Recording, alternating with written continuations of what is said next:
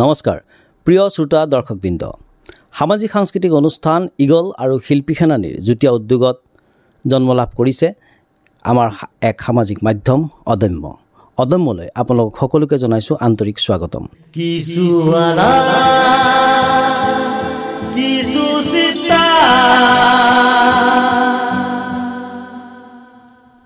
আমি আমন্ত্ৰিত কৰি অনা অতিথিজন হৈছে দিব্যজ্যোতি নাথ অসমৰ নগৰ এজন যুৱক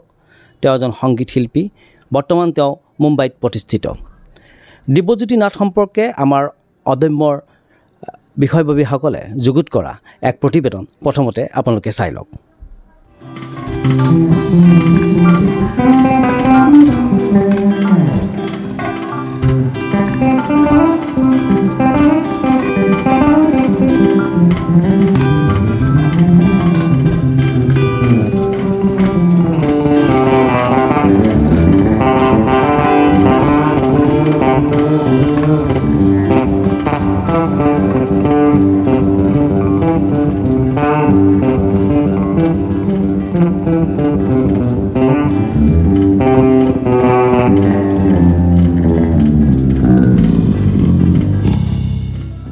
দিব্যজ্যোতি নাথ সুৰৰ এক বোধি নিজৰা গীটাৰখনকেই সাৰথি কৰি কলমপুৰীয়া যুৱক দিব্যই দুচকুত সংগীত সাধনৰ স্বপ্ন লৈ মায়ানগৰী মুম্বাইত বহু ঘাত প্ৰতিঘাতৰ মূৰত নিজৰ এক সুকীয়া আৰু সক্ৰিয় পৰিচয় দাঙি ধৰিছে ভাৰতবৰ্ষৰ কেইবাজনো প্ৰসিদ্ধ সংগীত শিল্পীৰ সৈতে পৃথিৱীৰ বহুকেইখন দেশত নিজৰ সাংগীতিক অৱদান নিখুঁতভাৱে আগবঢ়াই আহিছে প্ৰচুৰ প্ৰতিশ্ৰুতি সম্পন্ন অসমৰ সুসন্তান দিব্যজ্যোতি নাথে গীটাৰৰ মাধ্যমেৰেই সূচনা কৰক এক বিপ্লৱ যি বিপ্লৱ হ'ব ঐক্য শান্তি আৰু প্ৰগতিৰ দিব্যজ্যোতি নাথে লাভ কৰক সুস্বাস্থ্য আৰু পূৰণ হওক তেওঁৰ সংগীত ক্ষেত্ৰৰ সকলো সপোন অদেখাজনৰ ওচৰত সামাজিক মাধ্যম অদম্যৰ বুকুত জন্ম লাভ কৰা কিছু আলাপ কিছু চিন্তা পৰিয়ালবৰ্গই জনাইছে ইয়াকেই প্ৰাৰ্থনা প্ৰিয় দৰ্শকবৃন্দ পুনৰ স্বাগতম জনাইছোঁ অদম্যৰ মজিয়ালৈ অদম্যৰ আজিৰ অতিথি বিশিষ্ট সংগীত শিল্পী দিব্যজ্যোতি নাথ দিব্যজ্যোতি আমাৰ অদম্যৰ এই মজিয়াত তোমাক জনাইছোঁ আন্তৰিক স্বাগতম থেংক ইউ ছ' মাছ প্ৰথমতে মই জানিব বিচাৰিম তোমাৰ অলপ পৰিচয় সম্পৰ্কে আমাৰ শ্ৰোতা দৰ্শকবৃন্দক যদি অলপ জনাই দিয়া ভাল পাম মোৰ জন্ম নগাঁৱতে আৰু নগাঁও কলেজত পঢ়া শুনা কৰিলোঁ তাৰপিছত গুৱাহাটী কমাৰ্চত কৰিলোঁ গভৰ্ণমেণ্ট বইজত পঢ়িছিলোঁ তাৰপিছত 2003ত মই বম্বে গ'লোঁ আৰু 2003ৰ পৰা এতিয়ালৈকে মই বম্বেতে আছোঁ মুম্বাইতে আছা তুমিতো মানে কমাৰ্চ গ্ৰেজুৱেট নহয় জানো কমাৰ্চ কলেজত আছিলা তুমি নগাঁও কমাৰ্চ কলেজত আছিলা নগাঁৱত মই কমাৰ্চ ষ্ট্ৰীমত আছিলোঁ তাৰপিছত নগাঁও কলেজত আৰু তাৰপিছত ইয়াৰ পৰা হাই ছেকেণ্ডেৰী কৰাৰ পিছত মই গুৱাহাটী কমাৰ্চত গৈছিলোঁ অ'কে এতিয়া হৈছে কি তুমি যিটো সাংগীতিক যিটো যাত্ৰা তোমাৰ সংগীতৰ প্ৰতি যিটো মানে হেৰি হ'ল বিশেষকৈ গীটাৰৰ প্ৰতি নহয় জানো যে এইটো টাচত তুমি কেনেকৈ আহিলা আচলতে সৰুৰ পৰাই মোৰ মায়ে এনেই গান গাইছিলে মায়ে কলেজত থাকোঁতে গাইছিলে প্ৰফেচনেলি গোৱা নাছিলে আৰু মোৰ ককা মাৰ দেউতাক মানে তেওঁ গায়ন বায়ন কৰিছিলে তেওঁ খুব ভাল খোল বজাইছিলে সত্ৰীয়া ডান্স কৰিছিলে চ' আমাৰ ঘৰত এনেকৈ সৰুৰ পৰাই এটা সংগীতৰ পৰিৱেশ আছিলে আচ্ছা আৰু সেই তেতিয়াই তাবলা শিকিব ল'লোঁ ক্লাছ 4-5 মানৰ পৰা তাবলা শিকিলোঁ তাবলা শিকাৰ পাছত 10 মানলৈকে তাবলা শিকিলোঁ তাবলা শিকাৰ পাছত যেতিয়া মোৰ মেট্ৰিক পাছ কৰাৰ পাছত HS ফাৰ্ষ্ট ইয়াৰ তেতিয়া প্ৰথম গীটাৰ শিকিব ল'লোঁ আচ্ছা আমাৰ নগাঁৱৰ এগৰাকী বিখ্যাত সংগীত শিল্পী ৰায়মোহন বৰদলৈ প্ৰয়াত ৰায়মোহন বৰদলৈ হয় চ' তেওঁৰ ওচৰত প্ৰথম বেছিক গীটাৰ মই শিকিলা আৰু বেছিক বেছ গীটাৰৰ লেচনটো মই তেওঁৰ পৰাই লৈছিলোঁ ইয়াতে প্ৰথম আচ্ছা চ' তেনেকৈয়ে মোৰ ইণ্টাৰেষ্ট আহিলে মানে আমি যেতিয়া প্ৰথম স্কুলত আছিলোঁ স্কুলত থকাৰ সময়ত কিছুমান মিউজিক সেইবিলাক কৰিছিলোঁ কলেজত থাকোঁতে কলেজ উইকবিলাকত পাৰ্টিচিপেট কৰিছিলোঁ তেনেকৈ ইণ্টাৰেষ্টটো আহিল আৰু তাৰপিছত মেবি মই বম্বে যোৱাৰ পিছত ফাইনেলি ডিচাইড কৰিলোঁ চাগে প্ৰফেচনেলি মিউজিকটো ল'ব পাৰিম আচ্ছা চ' চলি আছে ঘৰৰ পৰা ছাপোৰ্ট আছিলে এইটো ক্ষেত্ৰত যেহেতু দৰাচলতে দেখা যায় যে সংগীত কৰি মানুহ চলিব পাৰিব জানো নহয় জানো এনেকুৱা এটা পৰিৱেশ আছিল বা এতিয়াও বহুতে অৱশ্যে তেনেকেই কয় বহুত নহয় জানো আমাৰ আচলতে এতিয়া মই গম পাইছোঁ প্ৰায় 23 years বম্বেত আছোঁ মই 23 বছৰ 23 years 23 বছৰ এতিয়া লাহে লাহে গম পোৱা হৈছোঁ আচলতে প্ৰফেচনেলিজিম বস্তুটো বম্বেত বহুত বেলেগ হয় আৰু আমাৰ অসমত কি হয় বিশেষকৈ মিউজিক স্পৰ্টছ বা এনেকুৱা ধৰণৰ এক্টিভিটিজবিলাকত প্ৰফেচনেলি যে বস্তুটো ল'ব পাৰি অলপমান মানে অলপ হেৰি হয় মানুহবিলাকৰ যিহেতু সুবিধাবিলাক আমাৰ খুব বেছি নাই লিমিটেড আৰু আমাৰ এই নৰ্থ ইষ্ট ছেকশ্যনটো অসম বা বাকী হেৰিখিনি ভাৰতৰ বাকীবিলাক ৰাজ্যৰ পৰা অলপ ডিছকানেক্টেড নিচিনা আছিলে আগতে দেই আজিকালি নহয় যদিও আমি একেখন কাণ্ট্ৰিৰে মানে ৰাজ্য কিছুমান ক্ষেত্ৰত কি হয় আমাৰ মানুহখিনি ইয়াৰ পৰা ওলাই যাব অলপ ভয় খাইছিলে ওলাই নাযায় আচলতে অসমীয়া মানুহখিনি তোমাৰ মতে ধৰা আমি জেনেৰেলি অলপ মানে হোমছিক নহয় জানো যে ঘৰখন আমি ভাল পাওঁ ঘৰলৈ ঘূৰি আহিব লাগে কামটো কৰি নহয় জানো আচলতে হোমছিক হোৱাৰ কিছুমান কাৰণ আছে কাৰণ সোণৰ অসম বুলি কৈছিলতো আগত সোণৰ অসম বুলি কৈছিলা অভাৱ নাছিল এইখন সোণৰ অসমেই হয় আচলতে কাৰণ ইয়াত কোনো অভাৱ নাই ইয়াৰ মানুহখিনি বাহিৰত ষ্ট্ৰাগল কৰিবৰ কাৰণে আচলতে যাব লগা হোৱা নাছিলে আমি দেখাৰ পৰাও ইয়াতে মানুহৰ খেতি বাতি ভাল হৈছিলে মানুহৰ ধুনীয়া চাকৰি আছিলে পঢ়া শুনা কৰিলে যিকোনো জেগাত মানুহে ইনভলভ হ'ব পাৰিছিলে তেনেকুৱা ধৰণৰ বস্তুবিলাক আছিলে আৰু তেতিয়া আমি আৰু এটা বস্তু লক্ষ্য কৰিছিলোঁ যে যোনসকল ভাল গায়ক গায়িকা আছিলে বা মিউজিচিয়ান আছিলে তেওঁলোক সকলোৱে কিন্তু অকল মিউজিকটো কৰি পেলাই আৰ্নিং কৰা নাছিল ছাইড বাই ছাইড হয় তেওঁলোক কোনোবা কলেজৰ ভাল প্ৰফেচাৰ কোনোবা স্কুলৰ ভাল টিচাৰ কোনোবা ভাল বিজনেছমেন সেইখিনি এটা আৰ্নিং চ'ৰ্চ আছে তাৰপাছত তেওঁলোকে আকৌ মিউজিকটো অধ্যয়ন কৰিছিলে কোনোবাই ক্লাছিকেল শিকিছিলে কোনোবাই ৱেষ্টাৰ্ণ বা কোনোবাই গান গাইছিলে তেনেকৈ আগুৱাই গৈছিলে যিহেতু আমাৰ অসমখনত সকলো ফেচিলিটিজ আছিলে সেইকাৰণে মানুহবিলাক আগতে বাহিৰলৈ ওলাই যাবলৈ লগীয়া হোৱা নাছিল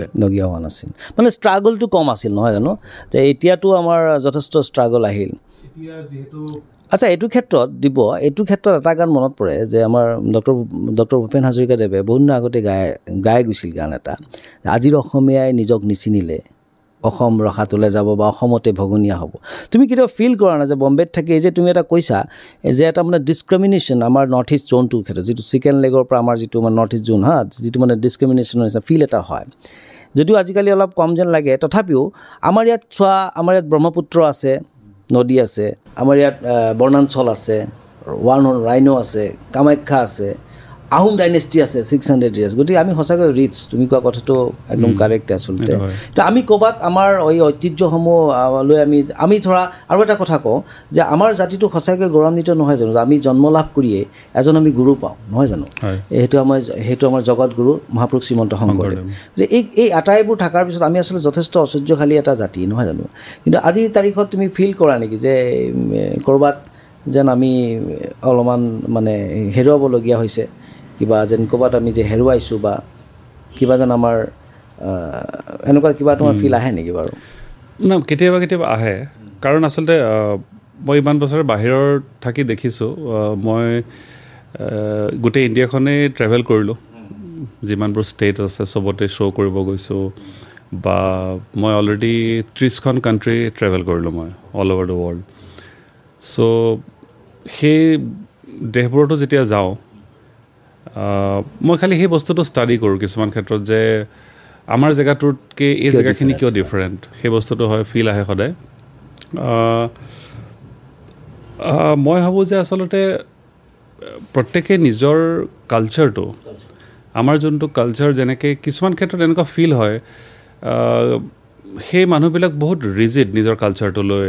নিজৰ মিউজিকটো লৈ আমি যেন কিছুমান ক্ষেত্ৰত সেই নিজৰ ভাষাটোক লৈ অফক'ৰ্ছ সেই বস্তুবিলাকৰ পৰা আমি যেন কিছুমান অলপ আঁতৰি আহিছোঁ কাৰণ কি হয় আজি মই চাউথতে তুমি কোৱা বা বেংগলতে কোৱা তেওঁলোকৰ যোনটো নিজৰ গীত মই এটা চাউথৰ ক্ষেত্ৰত কৰ্ণাটিক ক্লাছিকেল মিউজিক যোনটো বেংগলত ধৰা ৰবীন্দ্ৰ সংগীত নজৰুল সংগীত ইণ্ডিয়ান ক্লাছিকেল মিউজিক তেনেকুৱা বহুত আছে চ' তেওঁলোকৰ ক্লাছিকেল মিউজিচিয়ানবিলাকো ৱৰ্ল্ড ৱাইড বহুত ফেমাছ অল মানে ছিংগাৰ হওক তাবলা প্লেয়াৰ হওক চিটাৰ প্লেয়াৰ চান্তুৰ প্লেয়াৰ এনেকুৱা যেনেকৈ চাউথত ভায়লিন প্লেয়াৰ বহুত ভাল কৰ্ণাটিক ৱেষ্টাইল যোনটো বনায় চব বজায় তেওঁলোকে প্ৰত্যেকে নিজৰ কালচাৰটো তেনেকৈ ৰাখিব চেষ্টা কৰি আছে কিন্তু আৰু আমাৰ ইয়াতে কি হয় অসমখনো বহুত ডাইভাৰ্ছ কিন্তু বহুত ডাইভাৰ্ছ হয় ইণ্ডিয়াখনতো হয় এতিয়া আমাৰ অসমৰ ভিতৰতো কিমান ফ'ক আছে অকল বিহুটোৱে নহয় ফ'ক আছে ড্ৰেছ কোড আছে খাদ্য আছে চব বহুত বেলেগ আচলতে অসমখনত যদি আমি ট্ৰেভেল কৰোঁ প্ৰতি 50 to 60 বা 100 কিলোমিটাৰ আঁতৰে কিন্তু বহুত ডিফাৰেঞ্চ আছে সেই বস্তুটো গোটেই ইণ্ডিয়াতে আছে এভৰি মানে কি 100 কিলোমিটাৰ ভাষা বা সংস্কৃতি খাদ্য প্ৰণালী বুলি কয় তো সেইটোৱে ৰিজন যে আমি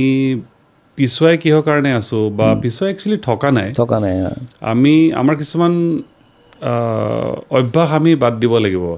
যেনেকৈ মই দেখিছোঁ যে বাহিৰত মানুহে বহুত কষ্ট কৰে কিন্তু দেই আমাৰ যিকোনো ফিল্ডতে আমি কাম কৰোঁ বা মিউজিক বা স্পৰ্টছ বা এনিথিং সেই ডেডিকেশ্যনটো মই অলপ কম দেখা পাওঁ ইয়াত আজিকালি মই নিজে ষ্টাডি কৰি যিখিনি দেখিলোঁ আৰু মানুহবিলাকে এটা কাম হঠাৎ খুব সোনকালে হৈ যাব বুলি ভাবে আৰু এটা বস্তু নতুন বস্তু মই দেখিছোঁ বহুত জেগাতেই দেখিছোঁ কিন্তু বিশেষকৈ অসমত দেখিলে বস্তু কিছুমান বেয়া লাগে আমাৰ নতুন জেনেৰেশ্যনটোৱে হওক বা আমাৰ মানুহখিনিয়ে হওক যোনটো ইজি মানি সেইটোৰ প্ৰতি বহুত আকৃষ্ট হৈছে সহজলভ্য ধন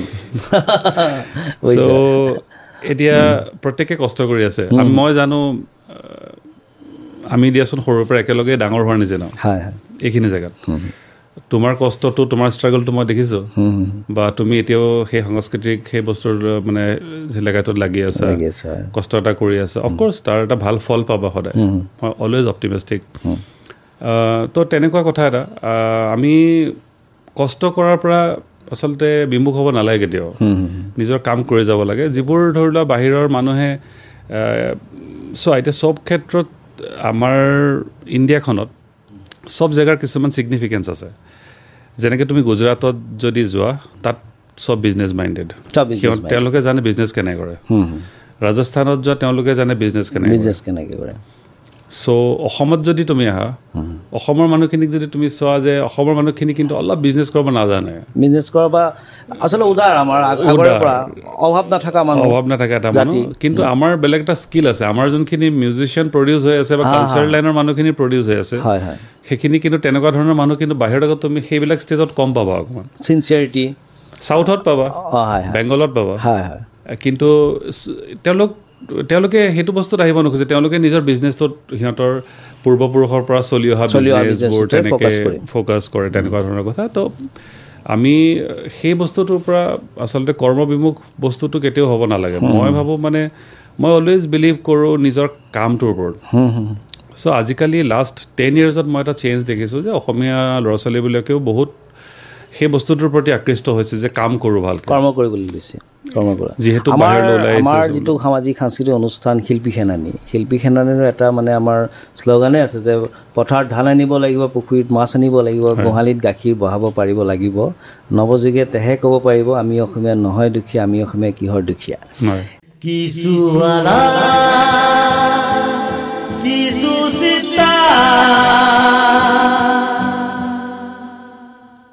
গতিকে সি যিকি নহওক আমি অলপ বেছি চিৰিয়াছলৈ গৈ আছোঁ যেন লাগিছে গতিকে মিউজিকৰ মানুহ তুমি সংগীত শিল্পী তোমাৰ সংগীতিক যাত্ৰা মুম্বাই সম্পৰ্কে আমি আৰু বিস্তৰভাৱে কথা পাতিম কিন্তু অলপ তোমাৰ ব্যক্তিগত পৰ্যায়ত আমি অলপ আহোঁ বৰ্তমান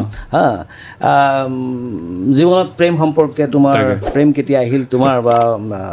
কেতিয়া প্ৰেমত পৰিলা কি কথা অলপ দৰ্শকে জানিব বিচাৰিব তোমাৰ বিষয়ে এতিয়া চব প্ৰেম তেনেকুৱা বহুত 2-3বাৰ হৈছে প্ৰেম হৈছে তোমাৰ কিন্তু সেইবিলাক মই ভাবোঁ চাগে স্কুল কলেজৰ লাইফত চবৰ লাইফত থাকে কিছুমান বস্তু কিন্তু তেতিয়াহ'লে চাগে সেইখিনি সময়ত আমি মেচিয়ৰ ইমান নাছিলোঁ তেনেকুৱা ধৰণৰ ঘটনা আই থিংক চবৰ লগতে হয় ত' ফাইনেলি মই বম্বে যোৱাৰ পাছত 2005ত মই তেতিয়া অনিন্দিতাক লগ পালোঁ চ' অনিন্দিতাক পালোঁ তাই তেতিয়া বম্বে 2004ত গৈছিলে তাইও বম্বেত যেতিয়া কাম কৰি আছিলে বহুত ৰিমিক্স কিছুমান গাইছিলে বা কিছুমান কাম কৰি আছিলে আৰু সেইখিনি সময়ত আমি লগ পোৱা ক'ত লগ পালা মানে মুম্বাইতে লগ পালা ষ্টুডিঅ'ত লগ পালা ষ্টুডিঅ'ত নহয় আচলতে মই যোনটো ফ্লেটত ভাড়া আছিলে মোৰ ফ্ৰেণ্ড এজনৰ লগত তাৰ অপজিটতে তেওঁলোক আছিলে তেওঁৰ মাক দেউতাক প্ৰপ'জেলটো মানে কেনেকুৱা ধৰণৰ প্ৰপ'জেল তাৰমানে কি তেওঁৰ ফালৰ পৰা আহিল নেকি মোৰ ফালৰ পৰা দিছিলে মই আচলতে তাৰমানে কি আমি যেতিয়া তাত থাকোঁ মোৰ যোনজন ফ্ৰেণ্ড আছিলে সি তাবলা প্লেয়াৰ ই তাবলা প্ৰেক্টিচ কৰি থাকে আৰু তেতিয়া কিন্তু মই ষ্টুডিঅ' এটাত কাম কৰিছিলোঁ বম্বেত মই চাউণ্ড ইঞ্জিনিয়াৰিং কৰিছিলোঁ প্ৰথম গৈ আচলতে ইয়াৰ পৰা 2003 তাৰপিছত চাউণ্ড ইঞ্জিনিয়াৰিং কৰাৰ পিছত সেই সময়খিনিত মই ষ্টুডিঅ' কিছুমানত ফ্ৰীলান্স হিচাপে কাম কৰি আছিলোঁ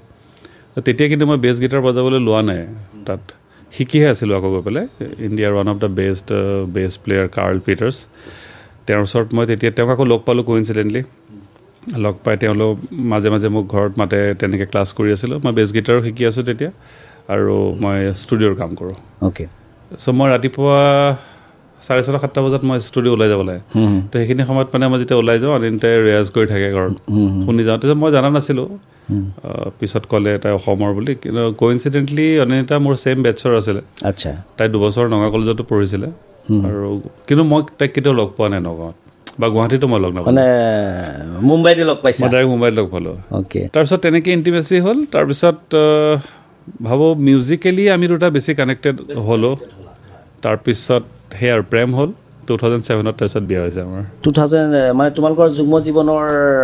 আজিৰ প্ৰায় মোটামুটি 17 years ৰানিং গতিকে শুভকামনা যাচিলোঁ তোমাৰ যুগ্ম জীৱন যাতে সুখৰ হওক যি কি নহওক এতিয়া তোমাৰ বৰ্তমান নগাঁৱত কোন আছে তোমাৰ পিতৃ মাতৃ আছে মা দেউতা আছে নগাঁৱত মা দেউতা আছে বা ভাইটি এজনো আছে ভাইটি এজন আছে তেওঁ গিটাৰিষ্ট নেকি তেওঁ গিটাৰিষ্ট সিও বম্বেত আছে সিও কাম কৰি আছে তাতে অ'কে এতিয়া দিব তুমি এটা কথা এতিয়া আমাৰ শ্ৰোতা দৰ্শকবৃন্দক জনালে মানে ভাল পাম যে তোমাৰ যিটো তুমি কোন সংগীত শিল্পীৰ লগত কাম কৰিছা কি পৰ্যায়ত কাম কৰি আছা আৰু তোমাৰ আহিবলগীয়া সময়ত কি প্ৰজেক্টৰ ওপৰত তুমি কাম কৰি আছা বা কৰিব লাগিব এই সম্পৰ্কে আমাৰ শ্ৰোতা দৰ্শকবৃন্দক অলপ জনোৱা মই একচুৱেলি যেতিয়া বজাব ষ্টাৰ্ট কৰিলোঁ ৰাঘৱ সচ্চাৰ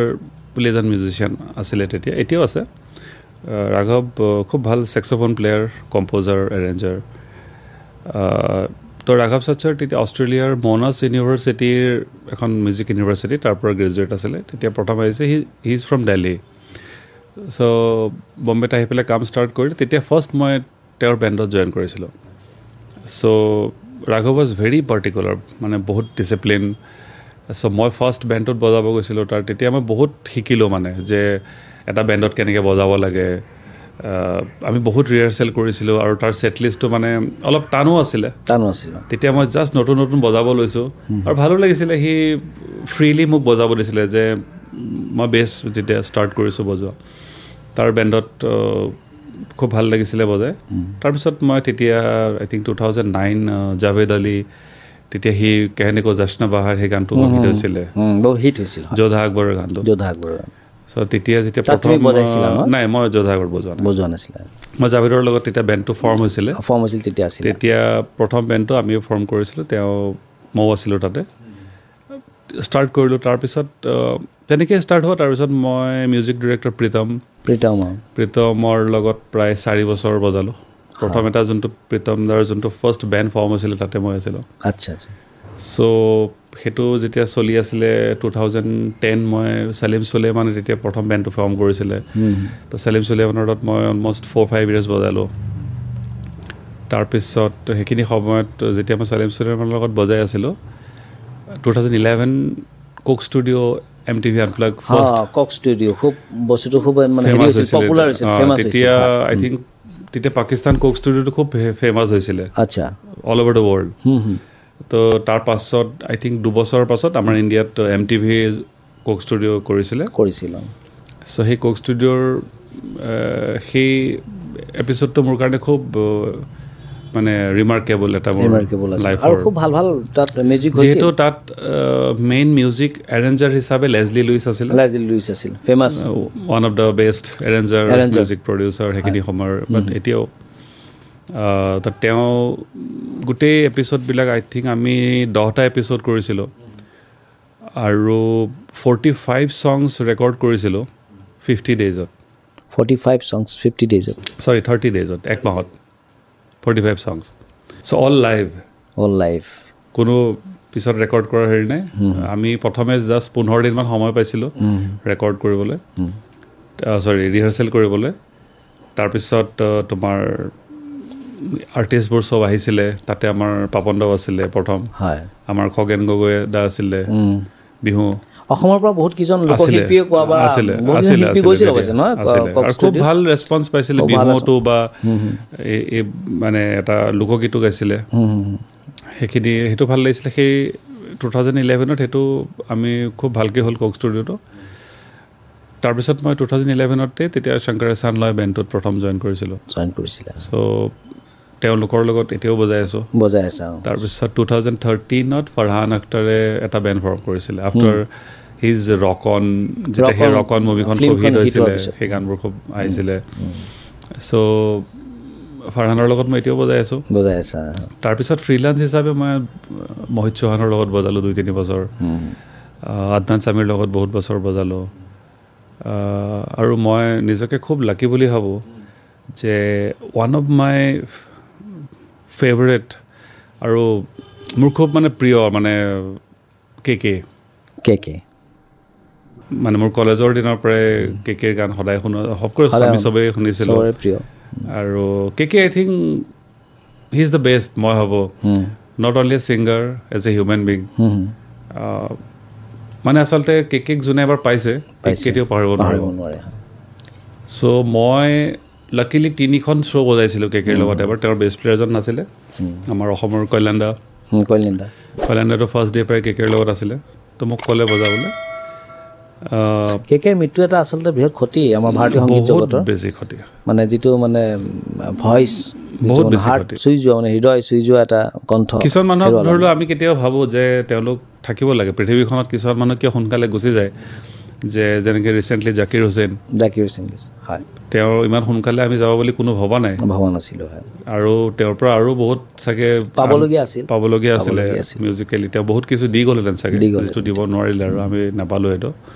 কিন্তু মই লাকি যে তেওঁক মই পাৰ্চনেলি বহুত কেইবাৰ লগ পাইছোঁ কথাও পাতিছোঁ যদিও মই তেখেতৰ লগত কাম কৰাৰ ভাগ্য নহ'ল কেতিয়াবা কিন্তু পাৰ্চনেলি লগ পাইছা তেওঁক বহুত কেইবাৰ লগ পাইছোঁ তেওঁলোকৰ আশীৰ্বাদ নিশ্চয় তোমাৰ ওপৰত আছে থাকিব চাগে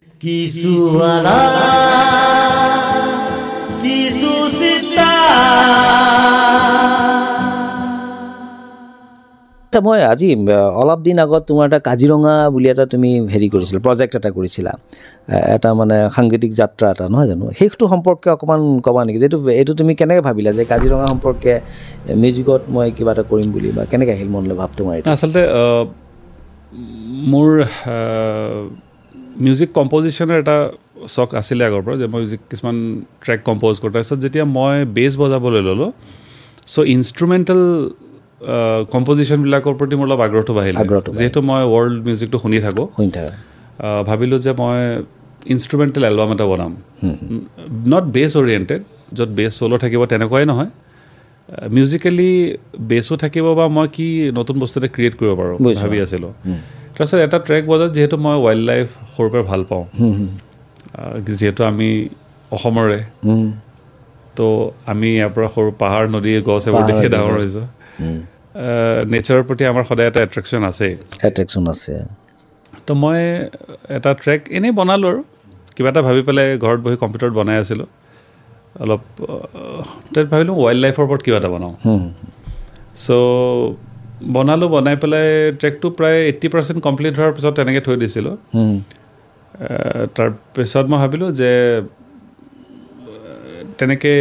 কিবা এটা ভিডিঅ' মই ৰিলিজ কৰিম তেনেকুৱাতে মোৰ খুব ভাল বন্ধু মোৰ আৰু অনিন্দিতাৰ Parashar Barua he is one of the best cinematographer FTIত এতিয়া বম্বেত খুব ভাল কাম কৰি আছে এদিন আমাৰ ঘৰত আহোঁতে অডিঅ'টো মই শুনাইছিলোঁ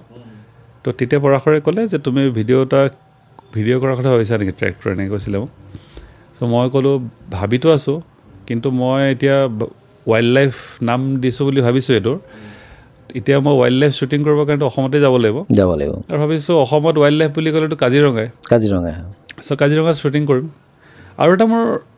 আইডিয়া আছিলে যে মই ভাবিছিলোঁ যে বহুত মানুহে অসমৰ এই কাজিৰঙা বা কিছুমান বহুত বস্তুৰ বিষয়ে নাজানে মই ভাবিলোঁ যে মই যদি অসমৰ ৱাইল্ড লাইফটো দেখুৱাব পাৰোঁ থ্ৰু মাই মিউজিক মে বি বম্বেত থকা মানুহখিনি অলপ জানিব বা বাহিৰৰ মানুহখিনিও জানিব অলপ এই কথাটো সেইটো ভাবি তাৰপিছত যিহেতু আমি ক'লোঁ যে কাজিৰঙাত শ্বুটিং কৰিম বুলি তো লাহে লাহে তাৰপিছত মই ভাবিলোঁ ঠিক আছে যদি কাজিৰঙাতে শ্বুটিংটো কৰোঁ তেনেহ'লে মই ট্ৰেকটোৰ নামে কাজিৰঙা দি দিওঁ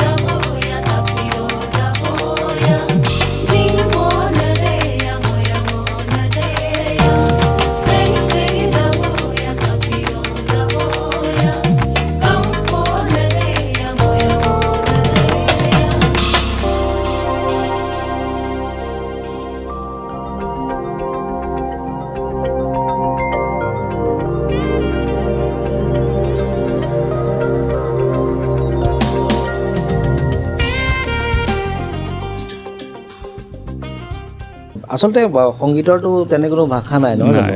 সংগীতৰটো আচলতে যিকোনো দেশতেই সংগীতেটো কথা কয় নিজস্বভাৱে নহয় জানো গতিকে সংগীতৰ ফিল্ডটো আচলতে এটাই আচলতে ইউনিভাৰ্চেলি নহয়নে বাৰু কথাটো গতিকে আৰু তুমি কিবা নতুন প্ৰজেক্ট কৰিবলগীয়া অনাগত দিনত হাতত লৈছা নেকি আচ্ছা তাৰ আগতে মই এটা কথা কৈ থওঁ এই কাজিৰঙা ট্ৰেকটোত মানে ভিডিঅ'টোত আমাৰ অৰণ্য মানৱ যাদৱ পায়েং তেখেতক ফিচাৰ কৰিছিলোঁ মানে হয় মোৰ আচলতে তেখেতক অনাৰ উদ্দেশ্যটো এইটোৱে আছিলে যে তেওঁ এটা ইমান ডাঙৰ কাম কৰিছে তেওঁ অকলে এখন অৰণ্য 1977 পৰা তেওঁ নিজে অৰণ্যখন গছপুলি ৰুই এখন বনাইছে আৰু যিটো কাৰণে গোটেই ৱৰ্ল্ডত বহুত জেগাত তেখেতক বহুত স্বীকৃতি দিছে আৰু মই ভাবিলোঁ সেই তেখেতো এটা এনভাইৰনমেণ্টৰ কাৰণে কাম কৰি আছে তো তেখেতক ইনক্লুড কৰিছিলোঁ সেই ভিডিঅ'টোত যাতে আৰু বহুত মানুহে তেওঁৰ বিষয়ে জানক বা তেওঁৰ যিটো ইমান ডাঙৰ কণ্ট্ৰিবিউশ্যন সেইটো যাতে চব মানুহে দেখক আৰু মোৰ এই ভিডিঅ'টো বহুত জেগাত টেলিকাষ্ট হৈছে কিন্তু কিছুমান প্ৰাইভেট চেনেলত বাহিৰতো মই কাৰোবাক পঠাইছোঁ কোনোবা ৱাইল্ড লাইফ অৰ্গেনাইজেশ্যন তেওঁলোকেও প্লে কৰিছে চ' আজিকালি যিহেতু এৱেৰনেছটো মানুহৰ বাঢ়িছে কাৰণ ডিফৰেষ্টেশ্যন এইবিলাক ইমান বাঢ়িছে আমাৰ অসমতে হওক বা গোটেই ইণ্ডিয়াতে চ' এইটো কিন্তু এটা বহুত চিন্তনীয় কথা গোটেই ৱৰ্ল্ডৰে এটা খুব ডাঙৰ বিষয় ডাঙৰ হেৰি চ' সেই তেনেকুৱা কথা আমাৰ আচলতে মানৱ জাতিৰ কাৰণে এটা ডাঙৰ প্ৰত্যাহ্বান এই গোটেই বস্তুটোৱেই গতিকে এইটো এটা তুমি সুন্দৰ এটা প্ৰশংসনীয় এটা কাম কৰিছা তুমি একে সময়তে আমাৰ কাজিৰঙাকো ইন্ট্ৰডিউচ কৰিছা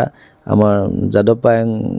ছাৰকো ইণ্ট্ৰডিউচ কৰিছা নহয় জানো গতিকে এইটো খুবেই প্ৰশংসনীয় অনাগত দিনত যাতে তুমি এই সংগীতৰ জৰিয়তে আৰু আমাৰ বিভিন্ন ধৰণৰ অসমৰ ক্ষেত্ৰত কাম কৰিবলগীয়া আছে যিবোৰৰ বিষয়ে আমি আচলতে জনাব লাগে নহয় জানো এতিয়াও আচলতে বহুত ক্ষেত্ৰত যদি আমি গুগলতো যদি চাৰ্চ কৰোঁ যে তোমাৰ যেনেকৈ কাজিৰঙা এটা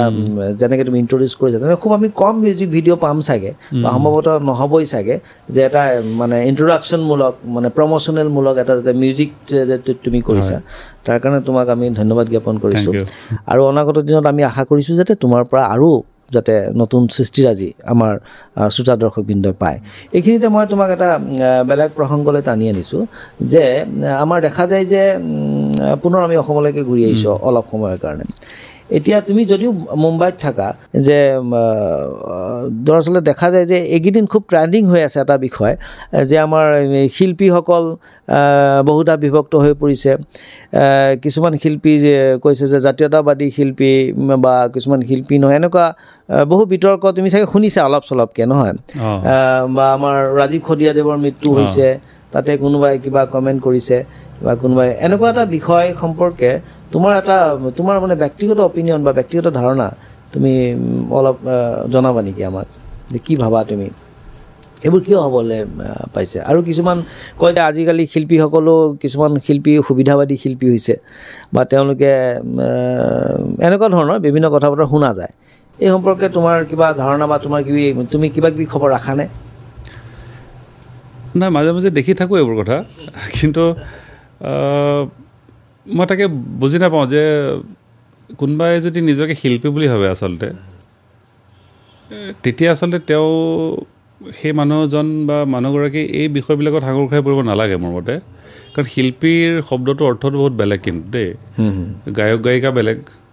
মিউজিচিয়ানো বেলেগ শিল্পী বেলেগ কিন্তু চ' কোনোবাই যদি ভাবে যে মই এজন শিল্পী এগৰাকী সুবিধাবাদী আচলতে হ'ব নোৱাৰে কোনোবা যদি সুবিধাবাদী হৈছে ডেট মিনছ তেওঁ শিল্পী নহয় আচলতে মোৰ মতে হ'ব নালাগে আচলতে হ'ব নালাগে কাৰণ চোৱা এতিয়া আচলতে জাতিৰ কাৰণে মাটিৰ কাৰণে দেশখন আগুৱাই যোৱাৰ কাৰণে কাম কৰিব লাগে নহয় জানো তেনেকুৱা ধৰণৰ মানে সৃষ্টিমূলক কৰ্মৰাজিৰ জৰিয়তে আচলতে আমাৰ জাতিটোক আগবঢ়াই নিব পৰা যাব এতিয়া তুমি কেতিয়াবা তোমাৰ শংকা হয় নেকি যে তুমি যে অসমৰ যিসকল নৱপ্ৰজন্ম এতিয়া উঠি আহিছে ধৰা আমি যেতিয়া মিউজিক শুনিছিলোঁ 90s মিউজিক বা এতিয়াৰ যিবিলাক চলি আছে আচলতে বহুতখিনি পৰিৱৰ্তন আহিছে মোবাইল আহিছে এণ্ড্ৰইড আহিছে বিভিন্ন ৰিলছ বনাব পৰা হৈছে এতিয়া এই পৰিৱৰ্তনৰ মাজতো আমাৰ নতুন প্ৰজন্মখিনিক লৈ তুমি কেনেকুৱা তুমি কিদৰে আশা কৰা তেওঁলোকৰ পৰা ভৱিষ্যত সম্পৰ্কে আচলতে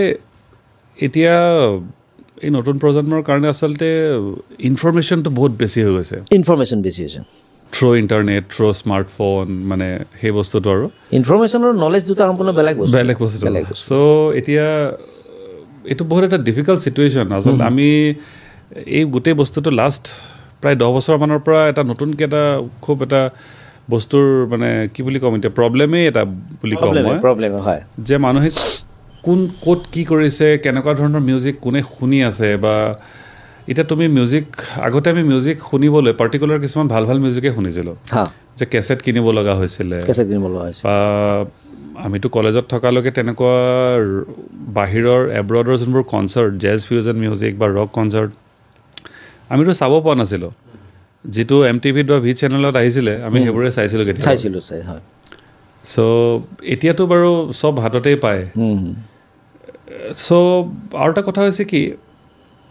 বস্তুটো ইমান সহজলভ্য হৈ গৈ আছে যেনেকৈ আজিকালি ৰিল এটাত কোনোবাই গান গাই দিব পাৰে যিকোনো ধৰণৰ এটা গান গাই দিলে সেইটো ভাইৰেলো হৈ যায় এতিয়া ভাইৰেল হৈ যোৱাৰ পাছত তেনেকুৱা ছিংগাৰ কিছুমান পপুলাৰো হৈ যায় কিন্তু আমি দেখোঁ খুব কম সময়ৰ ভিতৰত আকৌ নাইকিয়া হৈ যায় চ' এই বস্তুটোৰ প্ৰতি বেছি আকৃষ্ট হ'ব নালাগে কিন্তু আচলতে কথাটো কি হয় যেতিয়া কোনোবা মানুহে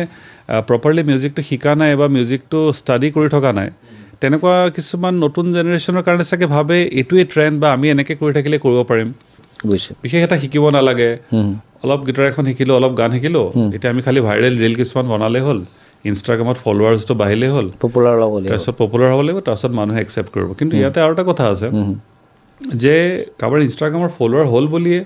তেওঁৰ কোৱালিটিটো জাজ কৰি চাই পেলাইহে তেখেতক এজ এ শিল্পী হিচাপে স্বীকৃতি দিব লাগে আচলতে সেইটো বুলি মই ভাবোঁ আৰু আমাৰ সময়ত আচলতে আচলতে আমাৰ সময় বুলি নহয় আমাৰ সময় মানে কি এতিয়াতো আমাৰ সময় দিয়াচোন আমি মানে আমাৰ সময় মানে কি আমাৰ সময় গুচি যোৱা নাই দিয়াচোন একেবাৰে যোৱা নাই আমাৰ সময় বুলি আচলতে কিয় ক'ব লগা হয় এতিয়া কাৰণ হঠাৎ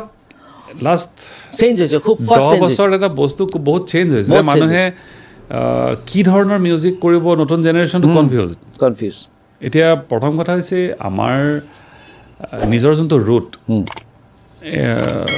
মই অসমৰ কথাই কৈছোঁ বাৰু বৰগীত হওক লোকগীত হওক বিহুটো বাৰু আছেই বিহুটো বাৰু চবেই জানে বিহুটো এটা আমাৰ খেতিৰ লগত জড়িত এটা উৎসৱৰ বস্তু বিহুটো এটা বেলেগ এটা বস্তু বিহু চবেই গাব জানে কিন্তু বিহুটোৰ বাহিৰে বাকী কিছুমান ফৰ্মো আছে আমাৰ যিটো সেই চৰ্চাটো কৰিব লাগে কাৰণ ক্লাছিকেল মিউজিকৰ চৰ্চাটো ইম্পৰ্টেণ্ট আৰু সেইটো কাৰণে আমাৰ নতুন জেনেৰেশ্যনটোক আগুৱাই নিয়াত যোনবোৰ অভিভাৱক আছে যোনে ধৰি লওক নিজে প্ৰফেচনেল মিউজিচিয়ান তেওঁলোকে নিজৰ ল'ৰা ছোৱালীক ষ্টাডি যাতে তেওঁলোকে ভালকৈ কৰিব পাৰে কোনোবা ভাল গুৰুৰ ওচৰত শিকিব পাৰে শিকাটো বহুত ইম্পৰ্টেণ্ট কিন্তু দেই তাৰমানে মই এতিয়া দেখিছোঁ আমাৰ অসমৰ পৰা বহুত ল'ৰা গৈছে মিউজিচিয়ান লাষ্ট 10 বছৰত বম্বেলে মেইনলি গিটাৰিষ্ট বেছ গিটাৰিষ্ট বা কীবৰ্ড প্লেয়াৰ ড্ৰামাৰো আছে কিন্তু কিছুমানৰ ক্ষেত্ৰত দেখিছোঁ যে তেওঁলোকে একদম নলেজ নাই মুম্বাইততো তোমাৰ শিকি বুজি নগ'লেতো তাত আৰু শিকিবলৈ গৈতো লাভ নাই তাতে এটা মিনিমাম এটা তোমাৰ এক্সপিৰিয়েঞ্চ থাকিব লাগিব বজোৱাৰ মিনিমাম এটা স্কিল থাকিব লাগিব চ' সেইখিনি কৰাৰ পাছতহে তুমি ভাবা যে তুমি তাত কিছুমান মানুহৰ লগত যেতিয়া ডাঙৰ মানুহৰ লগত কাম কৰিব যাবা চ' তেতিয়াহে তোমাৰ নিজৰ প্ৰতিভাটো তুমি দেখাব পাৰিবা তাত কিন্তু যদি তুমি ভালকৈ শিকি নগৈ হঠাৎ ভাবি লয় যে নাই কি ঠিক আছে মই ইয়াত আহি গ'লে কিবা এটা হৈ যাব এইটো বহুত ভুল কথা কিন্তু সেইটো হয় মানে তুমি এইটোৱে আহ্বান জনাবা যে আমাৰ নৱপ্ৰজন্মই শিকিব লাগে শিকাৰ আমাৰ ইয়াত আছে যথেষ্ট ধৰণৰ সমল আছে সেইবিলাক অধ্যয়ন কৰিব লাগে আৰু আমাৰ মানে প্ৰতিযোগিতামূলক ক্ষেত্ৰতো আগবাঢ়ি যাব লাগে সংগীতৰ ক্ষেত্ৰখনত কৈছোঁ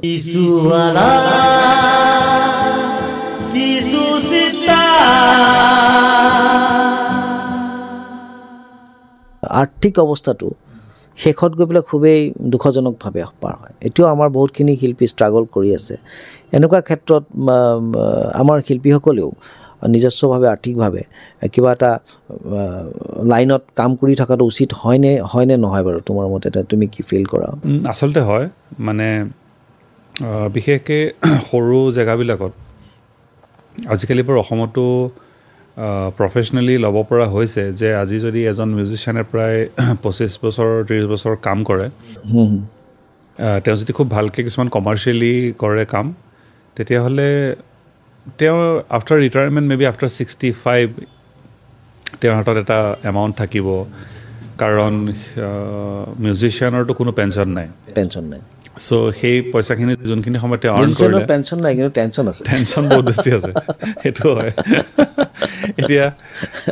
সেই পইচাখিনি তেওঁ কেনেকৈ ইউটিলাইজ কৰিব বিজনেছত লগাব সেইটো এটা সদায় ভাবি থকা হয় আৰু কিছুমান ক্ষেত্ৰত দেখা যায় যে শিল্পীসকল অকণমান মুকলিমূৰীয়া হয় তেওঁলোকে যেতিয়া কাম কৰি থাকে তেতিয়া বৰ এটা চিন্তা নকৰে তাৰপাছত গৈ প্ৰব্লেমত ফচিবলগীয়া হয় আচ্ছা হয় সেইবিলাক ক্ষেত্ৰত অকণমান আমাৰ যোনবোৰ শিল্পী পেঞ্চনৰ ব্যৱস্থা যদিও চৰকাৰে কৰিছে কিন্তু সকলোবোৰ শিল্পীয়ে সেইটো সুবিধা নাপায় আচলতে আৰু শিল্পী পেঞ্চনো যথেষ্টখিনি কম মানে এটা পৰিয়াল চলাকৈ পেঞ্চন নাপায় তেনেকৈ সেই তেনেকুৱা ধৰণৰ ছিষ্টেমবোৰ আচলতে আমাৰ ইয়াতে অলপ কমেই সেই হিচাপে ধৰি লওক শিল্পীসকলে সেইকাৰণে আইদাৰ এতিয়া আমাৰ তুমি যদি চোৱা অসমত ফিল্ম ইণ্ডাষ্ট্ৰি বা মিউজিক ইণ্ডাষ্ট্ৰি বুলি ক'বলৈ গ'লে বৰ ডাঙৰ ইণ্ডাষ্ট্ৰি এটা নহয় কিন্তু সৰু ইণ্ডাষ্ট্ৰি এটা গতিকে ইয়াত প্ৰফেচনেলি কাম কৰি লাইফ লঙৰ কাৰণে এটা নিজৰ লাইফটো ছিকিউৰ্ড কৰা অলপ প্ৰব্লেম হয় সেইটো কাৰণে মানুহবিলাকে বম্বেত গুচি যায় বম্বেত গ'লে কি হয় তুমি এটা তাত জেগাটোও ডাঙৰ তাত তুমি কাম কৰিলে আৰ্নিংছটো ভাল হয় তো মে বি সেইটোৱে ৰিজন যে মানুহবিলাক তাত কাম কৰিব যায় বিশেষকৈ তাত আমাৰ আৰু এটা কথা আজি চব মানুহ যেনেকৈ বম্বেলৈ ঢাপলি মেলে সাউথৰ মানুহখিনি কিন্তু খুব কম আহে সাউথৰ ইণ্ডাষ্ট্ৰিটো বহুত ডাঙৰ ইণ্ডাষ্ট্ৰি তেওঁলোকৰ নিজৰ ৰিজনেল যোনটো ফিল্ম বা মিউজিক সেইটোৰ ওপৰতে তেওঁলোকে চলিব পাৰে কিন্তু তেওঁলোকৰ ৰেভিনিউটো বহুত ভাল তেওঁলোকৰ যি জাতীয়তাবোধ সেইটো কিন্তু প্ৰশংসনীয় সেইটো কাৰণে তেওঁলোকে নিজৰ ইণ্ডাষ্ট্ৰিটো বহুত ভাল কৰি ৰাখিছে আৰু সেই হিচাপে তেওঁলোকৰ সেইকাৰণে ইণ্ডাষ্ট্ৰিৰ লগত জড়িত চব মানুহে এটা ভাল এমাউণ্ট আৰ্ণ কৰিব পাৰে থাকিব পাৰে আৰু এটা কথা যেতিয়া তুমি এতিয়া প্ৰায় আমাৰ দেশৰ জনসংখ্যা কিমান 150 কোটি হ'লেই প্ৰায় চাগে তুমি যদি 150 কোটি মানুহৰ চেণ্টাৰটো এটাই বনোৱা that is cultural hub film industry এটাই সেইটো হৈছে বম্বে তো চব মানুহটো তালৈকে যাব তো তালৈ যোৱা মানে তাত ভিৰটো বেছি হ'ব আৰু মানুহে তাতেই গৈ ষ্ট্ৰাগল কৰিব সেইকাৰণে গোটেই মানুহবোৰ নিজৰ ঠাইৰ পৰা ওলাই গৈ আছে যে তাতেহে গ'লে আৰ্ণ কৰিব পাৰিব তেনেকুৱা এটা মানুহৰ কনচেপ্ট মানসিকতা এটা আহিছে তো মই ভাবোঁ সেই বস্তু কিছুমান আচলতে আমাৰ কালচাৰেল লাইনৰ মানুহখিনি এইটো চিন্তা কৰিব লাগে যে আমাৰ অসমখনতে আমি নিজৰ মিউজিকটো কেনেকৈ ওপৰলৈ আনিব পাৰোঁ যে তাত আমি ইণ্ডাষ্ট্ৰিটো কেনেকৈ ডাঙৰ কৰিব পাৰোঁ যদি ইয়াত আমাৰ চিনেমা বহুত ভাল চলিছে আজিকালি লাহে লাহে সেইটো আহি আছে বহুত কিছুমান নতুন নতুন চিনেমাৰ কাম বহুত ভাল হৈ আছে কিন্তু এইটোৱে যথেষ্ট নহয় মই ইণ্ডাষ্ট্ৰিটো ডাঙৰ হ'ব লাগিব য'ত মেবি আমাৰ ইয়াত যদি সংগীত ইণ্ডাষ্ট্ৰিটোৱে যদি খুব ভালকৈ হয় চাগে আমি আকৌ গুচি আহিব পাৰোঁ এটা তোমাক দিব এইখিনিতে কথা কওঁ আমাৰ কাৰণে সঁচাকৈ দুৰ্ভাগ্য এইটো কথা কাৰণ আমি দেখিছোঁ যে আমাৰ যিবিলাক হলছ আছে চিনেমা হলো আমাৰ যথেষ্ট তাকৰ গতিকে এজন প্ৰডিউচাৰে এখন ফিল্ম এখন প্ৰডিউচ কৰি বনোৱাৰ পিছত তেওঁ যদি প্ৰডাক্টটো চলাবৰ কাৰণে অৰ্থাৎ মানে বেচিবৰ কাৰণে যে দোকানী নাথাকে পৰ্যাপ্ত দোকান নাথাকে এইটো ক্ষেত্ৰত চৰকাৰৰ এক বলিষ্ঠ ভূমিকা হ'ব পাৰে যেহেতু অসমৰ মানে কালচাৰেল মিনিষ্টাৰ আছে এটা কালচাৰেল ডিপাৰ্টমেণ্ট আছে সেই ডিপাৰ্টমেণ্টৰ ফালৰ পৰা বহু ক্ষেত্ৰত দেখা যায় যে অসমৰ যিবিলাক মানে অসমৰ ক্ষেত্ৰত এখন সবল সুস্থ এখন মানে ফিল্ম পলিচি হ'ব পাৰিলেহেঁতেন যেনেকৈ বেংগলত আছে তুমি আজি চাউথৰ কথা ক'লা চাউথত হ'ব এটা ভাল এটা মানে ফিল্মৰ ক্ষেত্ৰত মানে পলিচি এটা আছে গভৰ্ণমেণ্টৰ এইটো ক্ষেত্ৰত আমাৰ অসমৰ এনেকুৱা কোনো ধৰণৰ বিশেষ মানে ফিল্ম পলিচি আমি এতিয়ালৈকে দেখা নাই বা তেনেকুৱাকৈ তুমি কেতিয়াবা ভাবা নে যে আমাৰ অসমখনত কেনেকৈ এইটো ফিল্মটো যিহেতু জ্যোতিপ্ৰসাদ আগৰৱালাৰ দিনৰ পৰাই খুব কষ্ট কৰি তেওঁ যিটো হল তেজপুৰত স্থাপন কৰিছিল সেইটো আজি প্ৰায় মানে পৰিত্যক্ত অৱস্থাতে আছে গতিকে আমি আমাৰ ক'ৰবাত যেন কিবা হেৰাইছে এইটো ক্ষেত্ৰত চৰকাৰৰ এটা খুব ডাঙৰ ভূমিকা থাকিব লাগে চৰকাৰখনক এইটো কাৰণে টানি আনিছোঁ আচলতে যিহেতু সভ্যতা সংস্কৃতি আগবাঢ়ি যাবলৈ হ'লে অৰ্থটো দৰকাৰ হ'ব নহয় জানো অৰ্থবিহীন জাতি এটা কেতিয়াও আগবাঢ়ি যাব নোৱাৰে এইটো ক্ষেত্ৰত চৰকাৰৰ এটা গুৰুত্বপূৰ্ণ ভূমিকা থাকিব পাৰে এইটো ক্ষেত্ৰত তোমাৰ কিবা ক'বলগীয়া এই ফিল্মৰ ক্ষেত্ৰত বস্তুটো মোৰ বৰ এটা ইমান মই ষ্টাডি কৰা নাই কিন্তু হ'লেও মই দেখিছোঁ যে মাজতে আমাৰ হলবিলাক লৈ পেলাই হলবিলাক ৰিন'ভেট কৰিছিলে কৰাৰ কাৰণে এটা আলোচনা চলিছিল হয় নেকি আলোচনা চলিছিল বা কিবা ছাবচিডি দিম বুলিও কৈছিল কিন্তু হলবিলাক ৰিন'ভেট হৈছেও চাগে ইয়াতে কিছুমান দুই এটা হল হয়তো প্ৰাইভেট ছেক্টৰভাৱে কৰিছে অ'কে কিন্তু খুব মানে এতিয়া আমাৰ নগাঁৱতে যদি তুমি চোৱা নগাঁৱত আমাৰ মোটামুটি কৃষ্ণা হলটো বাদে আৰু দুই এটা আমাৰ প্ৰাইভেট হল কেইটামান হৈছে হেৰিত এটা হৈছে মই নামটো পাহৰিছোঁ হেৰি মানে তোমাৰ ৰিফ্ৰেছকো ৰিজৰ্টত এখন হৈছে গতিকে সেই দুটাই হল গতিকে হলৰ সংখ্যা ইমান বাঢ়া নাই কিন্তু আমি যেতিয়া সৰু আছিলোঁ তেতিয়া তোমাৰ মন আছে নিশ্চয় 5-6টামান হল আছিল নহয় অদিতি হল জয়শ্ৰী হল দিব্যজ্যোতি হল এলপিষ্টন হল নহয় জানো এনেকুৱা বোলে হল আছিল তো হলবিলাক কমিছে গতিকে য'ত নেকি যদি ফিল্ম নহয়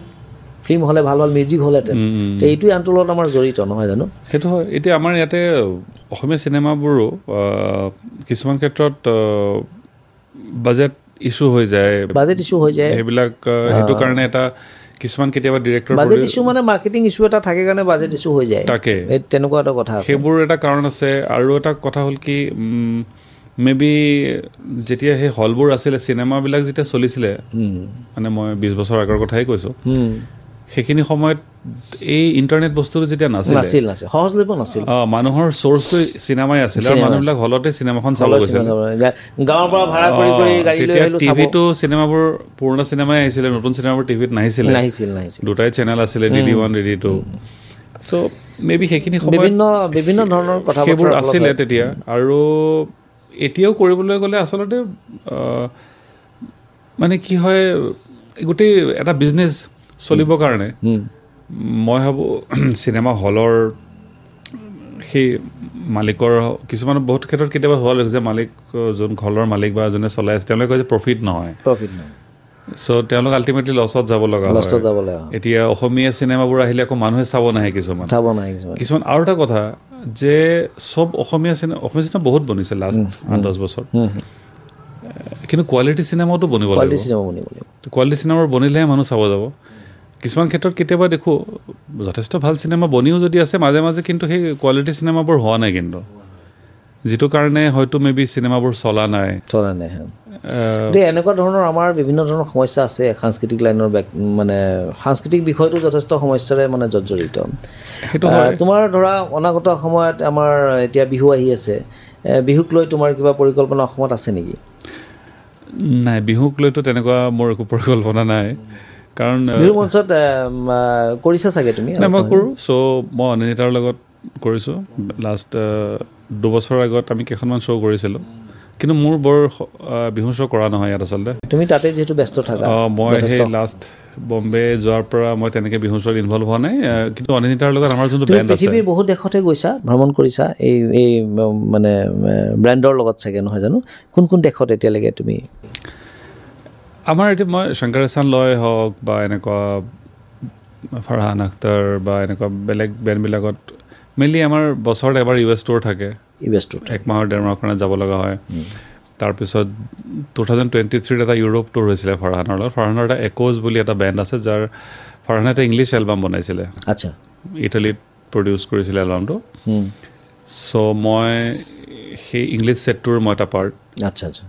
তো ফাৰহানে নিজে লিখিছে কম্প'জ কৰিছে গানবোৰ তো সেই ইংলিছ গানবোৰ লৈ পেলাই আমি এটা ইউৰোপ টুৰ কৰিছিলোঁ জাৰ্মানী হলেণ্ড আৰু ফ্ৰান্স আচ্ছা তো তাত আমি 6-7খনমান শ্ব' কৰিছিলোঁ তো তাত ইণ্ডিয়ান অডিয়েঞ্চো আছিলে আৰু কিন্তু লোকেল অডিয়েঞ্চো আছিলে তাতে তো সেইবোৰ এটা ভাল এক্সপিৰিয়েঞ্চ তেনেকৈ কৰা হয় তো দিব্য আমি তোমাৰ লগত বহুতখিনি কথা তোমাৰ পৰা গম পালোঁ যে তুমি ইমান এটা সুন্দৰ সাংগীতিক যাত্ৰা কৰি আছা অনাগত দিনত যাতে তুমি আৰু আগবাঢ়ি যাব পাৰা আমাৰ অদম্যৰ ফালৰ পৰা তোমাক আমি আন্তৰিক শুভেচ্ছা জ্ঞাপন কৰিছোঁ ধন্যবাদ আৰু আমি আশা কৰিম যাতে অসমক লৈ অসমৰ উঠি অহা নতুনকৈ শিকিব বিচৰা আমাৰ ল'ৰা ছোৱালীখিনিক লৈ যাতে তুমি অনাগত দিনত কাম কৰা যাতে নহয় জানো বা তেনেকুৱা কিবা কথা ভাবিছা নেকি